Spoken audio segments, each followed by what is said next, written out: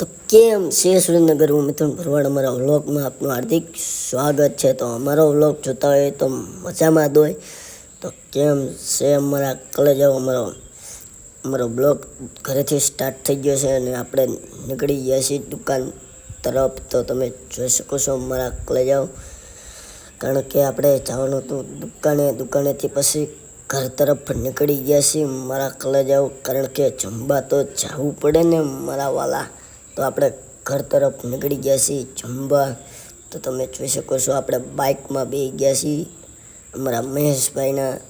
તો તમે જોઈ શકો છો આપણે નીકળી ગયા છીએ ઘર તરફ, કારણ કે ખાના તો ખાના પડેગા। અને મને કહા ભાઈ પેટ્રોલ ખૂટ્યું, તો પેટ્રોલ પુરાવે છે અને આપણે પહોંચી ગયા છીએ। જોઈ શકો છો અમે ક્યાં પહોંચ્યા છીએ, તમે કોમેન્ટમાં કહી દેજો, નકર હું કહી દેત પણ તમે કહી દેજો મારા કલેજાઓ, કારણ કે આપણે નીકળી ગયા છીએ બમ બમ કરતા ઘર તરફ જમવા માટે। અને તડકો તો તમે જોઈ શકો કેવો તડકો છે બાપ, ચામડી ભરે એવો તડકો, અને કચરો ભરે છે બધો પ્લાસ્ટિક। તો તમે જોઈ શકો છો મારા કલેજાઓ, અમારા મહેશભાઈ અને અમે બે નીકળી ગયા છીએ ઘર તરફ, અને ગાડી સાફ સફાઈ ચાલુ છે। તો તમારે સાફ સફાઈ કરવી હોય તો અહીંયા મેકી જાજો મારા કલેજાઓ। कैसा लगा मेरा मजाक? તો મહેશભાઈ કે તમે અહીંયા ઉતરી જાઓ મારે, કારણ કે હજી આખું જવાનું છે જમવા, મારું ઘર આગું છે। તો મેં તો કાંઈ વાંધો નહીં, મને ટાવરે ઉતારી દઉં।